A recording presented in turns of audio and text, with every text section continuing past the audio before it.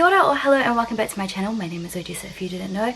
And today we will be doing a video that I've been wanting to do for ages, but your girl's been lazy. Your girl has been trying to assimilate into Seoul, and so to be honest, I have not been doing much social media. The only stuff that I've been doing is Instagram, so if you did want to kind of see what I do on my weekly free time in Seoul, you can check out my Instagram. It will be linked up here or down below. Anyway, so I didn't even tell you what the video that I wanted to do for the longest time, but it is a how to find the perfect hagwon. Well, perfect. How to find a decent hagwon here in Seoul. Now, a quick little reminder, or if this is a new video, first video you've watched of me, I lived in Wonju for 2 years and I was with the EPIC program, and then I switched over to a hagwon this year and I moved from Wonju to Seoul, and I've been here for about 6 months, give or take. So yeah, and I think I found a pretty good hagwon, and it did not come easy. I did lots of planning, I did lots of research, and I found this worked the best for me. So I kind of want to give you my little tips and tricks on how to find really good hagwons, where to find them, red flags in looking at like job ads, as well as like red flags in contracts and just other things you should know while looking for hagwons. But yes, without further ado, let's get into it. So the first thing I'm going to talk about is where to look for jobs in Korea. Now these work both if you are not living in Korea and you want to move over to Korea through a hagwon, or as well as if you already live here and you just want to transfer from where you are currently living, or you just want to get out of your shitty hagwon that you're currently at and find a good one. So there are two different types of situations you can do when you're looking for a hagwon. You can either go through independent, or you can go through like help or recruiters. Now let's start with independent. When you're looking for hagwons, there are 3 places you could look for that I specifically looked for jobs, which is Dave's ESL, and which is like the most common, the most well-known. There is LinkedIn, which is also actually a really good place to find teaching jobs as well as non-teaching Korean jobs. So if you're looking in the market for a non-teaching job, LinkedIn is fantastic. As well as Craigslist. Now Craigslist is where people can post jobs, and you can also find normal jobs on there as well, but do a little bit more research for the Craigslist ones because they can be dodgy. But you can also find some gems on Craigslist as well. And the next is Corvia, but you will have to sign up for Corvia. They are a recruiting agency, and they have a job board that you can search up. I am not sure with other recruiters if they also have job boards, but I'm guessing you would have to sign up to be able to like look at them. Those are independent. Like if you want to find a hagwon yourself, those are like really good options. But if you are stressed, if you're overwhelmed, if you don't know what to look for, recruiters are also a really good idea. My friend went through a recruiter to find her hagwon because she left it to the last minute and she needed to find one as soon as possible, whereas I gave myself like 6 months to find a hagwon. So I went through the process, but sometimes it can be tedious, so going through a recruiter is also really good because they help you find the jobs, they send them to you. You don't have to decline the job specifically. You can just tell your recruiter and they will like message the owners and be like, hey, she's not interested. So you don't have to do that awkward stuff.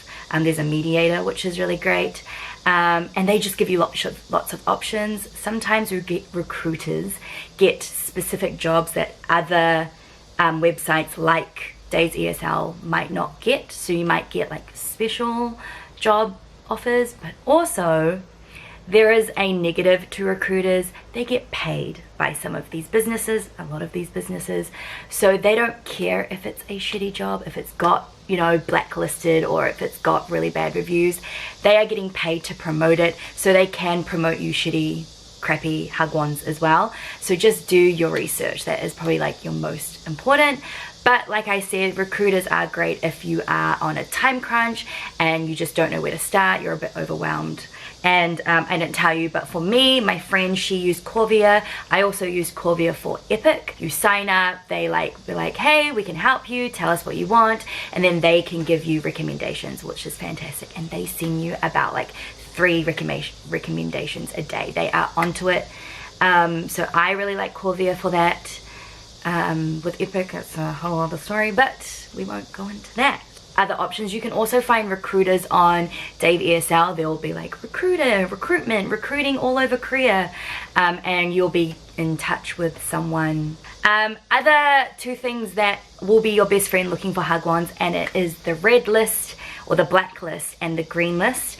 I will link it down below, but it's pretty much a page where people have worked at these companies and have written if they are shit or not. Honestly, this has saved me so many times of being like, hey, this seems great, I have an interview with this hagwon. They tick everything, and then you actually look at the reviews and then you realize it is a fire pit of trash. Keep those up when you're looking at hagwon so you can just reference back and forth between the websites. Also, your other best friend is Reddit.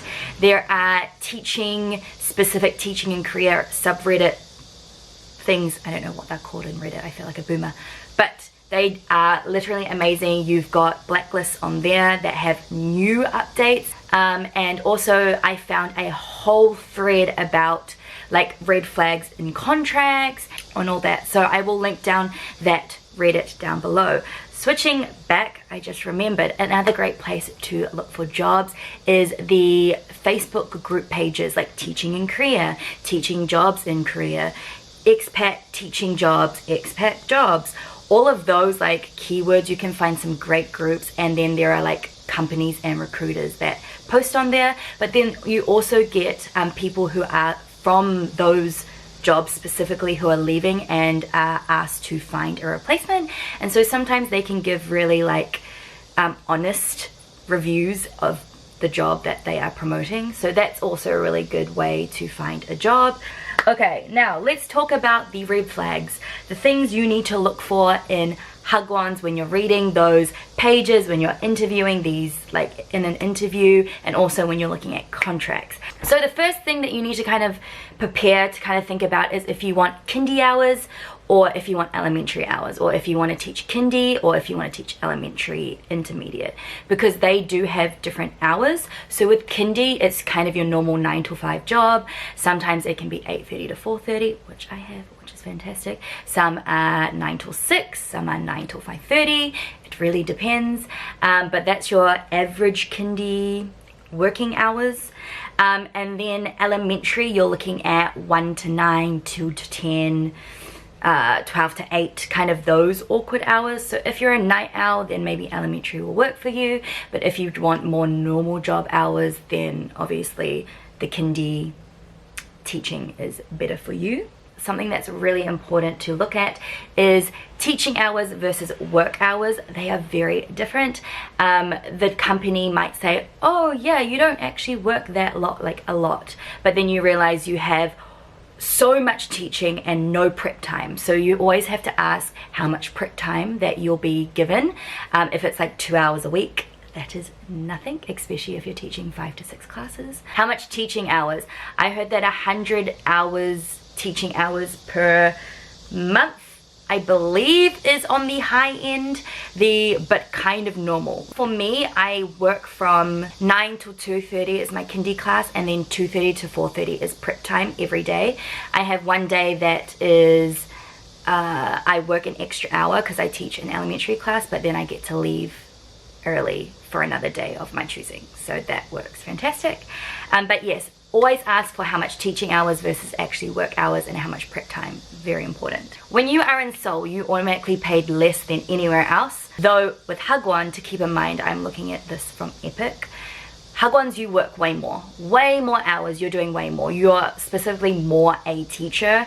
You should, especially if you have experience, if you already have teaching experience, if you already have an education degree, you should already be looking at up to the 2.4, 2.5. You should not settle for anything else, especially if you also have a master's degree. If you have nothing, if you only have a TEFL certificate and you have no experience, then they will bamboozle you for 2 million. I still think that you should start at least at 2.2 million in Seoul because of how much you work and how much you have to deal with. So minimum, if you have no experience, 2.2. If you have experience, 2.3 minimum, but I would say 2.4, 2.5 at least. Ask about benefits Obviously, you should always get your severance, which is like extra money at the end.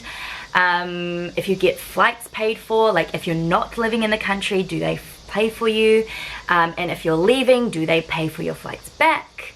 That's really important. Also, sick days, holidays, and red days. Sick days, you should get at least 5 sick days. Still not enough. I still think that's trash, but I get 5 days, sick days. And then obviously after that, you don't get paid if you have a day off.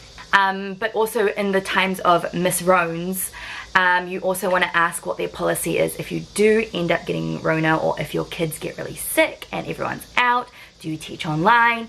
That kind of stuff. Do you still get paid when you do have the Rones, if you do get Rones? That kind of situation you want to ask, because you don't want to be, you know, out for a week and you don't get paid. Most places I see, they try and do the 5 days in summer and 5 days in winter, or they might try and finesse and say, oh, we give you 14 days, but they count the Saturday and Sunday, so technically you still get 5 days. There are hagwons that try and finesse you, and to pull you in, whoa, we give you 20 vacation days, or we give you this. Ask why. Ask why. What's the reason? Is it because they're taking away your red days, which are like your, you know, holidays, and combining it somewhere else and stuff like that? So my school specifically, I work red days, but those get translated into longer holidays. So for this year, for instance, I got a really long Children's Day week, as well as I've got a longer Chuseok, instead of having those random like red days. But yeah, just ask about if you're working red days, and if you are working red days, how do you get, what happens to those red days? Do you get paid extra? Do you get time and a half? Do those get put into somewhere else?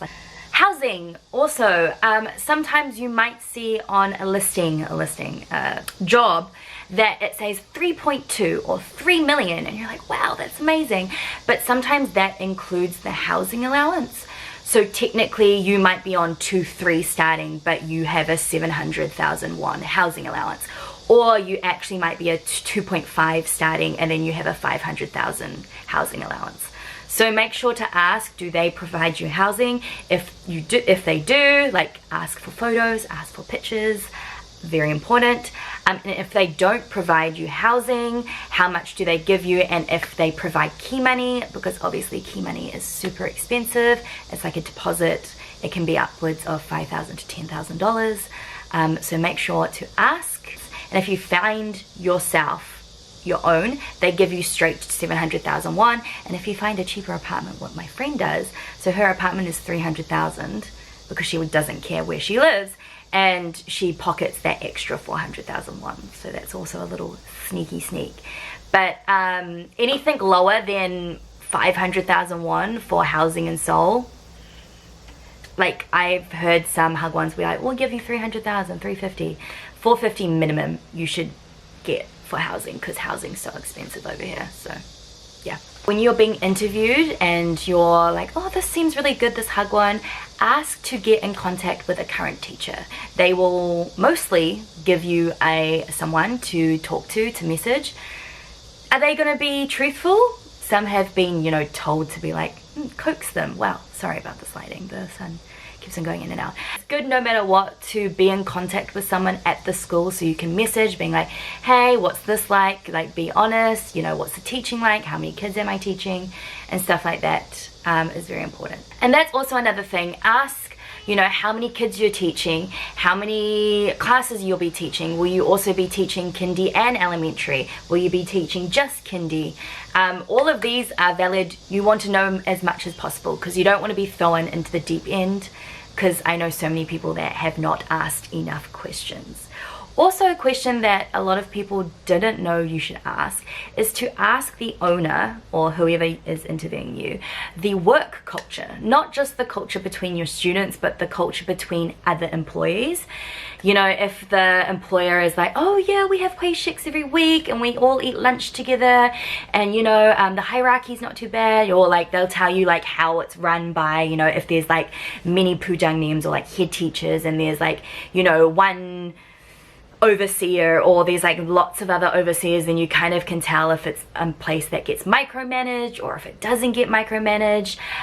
This is also going on to if the company is like a not conglomerate, but like if it's a big name. Sometimes I heard that going through more smaller companies are better. It's more tight-knit, it's more closer, it's more personal, but it's all personal experiences, right? And there is a saying that most good hagwons are never looking for anyone because their teachers stay on for years and years, and the ones that do end up leaving normally choose their friends, like they get their friends to replace them. So when you find those like diamond in the rough hagwons, very rare, but it can happen. Another thing that you want to ask for is how much contact you are with the parents. Do you have to talk to them, you know, one-on-one? Are there, you know, teacher-parent interviews? Is there someone that is in contact with them first and then that goes through you?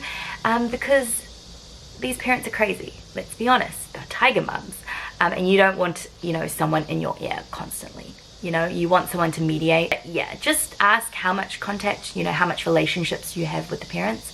Sometimes it's a good thing, sometimes it's a bad thing. Curriculum, ask if the curriculum, if it's a specific curriculum, like if there's books, because I've heard some horror stories is when it's like, oh, like they portray it like, oh, you get 100% creativity, it's all about you, you run your classes, and then you realize because they don't have a curriculum and they expect you to come up with everything, right? So ask if they have a curriculum, and it's also a red flag if it's like, oh, our curriculum was made by other teachers. Because let's be honest, those teachers did not sign up to create a curriculum, so you already know it's going to be half-assed and it's going to be put together and like no thought, and so it's going to be a little bit crazy. So ask what the curriculum is, how much freedom you have, what are you teaching, because some hagwons make you teach other things, which is not technically legal, but hey, you got to do what you got to do. Quickly before we finish, because this video is going to be 100 years long, contracts, red flag, anything that is one page. If you get your contract and you're like, this hagwon is it, I think this is the perfect match, and you get your contract and it's one page, red flag. Nothing should be one page. There should be a lot more headings for them to talk about. It means they're missing a lot of information, meaning that they can finesse you if you have a problem and they're like, well, sorry, it's not stated in the contract, is it? So a little bit more than one page would be fantastic. Read through it. Make sure when you are doing an interview you're taking notes so that you can refer back to what they promised you to make sure that it's in the contract, because I have heard some companies promise them this and then you get it back and you're like, hang on, no, I was meant to start on 2.5, not 2.2. And then they might come back with, oh, sorry, we haven't changed the contract. No, you make sure that what they talk about is in the contract and it's specifically catered to you and it's not one that they send out, because you sign it, then that's what you've accepted. And yeah, the other thing is just make sure to look for anything that sounds a little strange, like this doesn't make sense, like riding the bus with your kids in the morning. I didn't sign up for that. Or because I have to eat with my kids, but it was literally in the contract that it says that I will be eating with my kids. Just little things, if like, you know, it says something in there and you're like, this doesn't seem like what we talked about, just bring it up with them, being like, hey, I have a few inquiries before I sign this, I just want to make sure, ta-da-da-da. That is, I think, everything that I can think of for hagwons at this point. And I can't promise you, like, I really hope that whoever's watching this, who is going through their hagwon journey of trying to find the perfect hagwon, there is no such thing as a perfect hagwon. There will always be little things, little problems, but it's better to have little things that, you know, like, it irks me, but not like, oh wow, I hate this, like, we just freaking get out of here. So hello natural light, I missed you. So yeah, if you have any questions, feel free to message me, comment down below. Like I said, I have my Instagram, it's always open. If you want to DM me, I am down to help. Your girl's here to make sure you find a decent Hagwon. And also I have a lot of friends in different Hagwons, and so if you're looking at one and I know someone, I can maybe get you in contact and just stuff like that. So yes, I hope you guys enjoy this video. I hope this helps you. I hope this gives you new things that haven't been touched upon. And yeah, let me know how it goes. Okay, bye. Thank you. Ciao. Goodbye. Have a good day.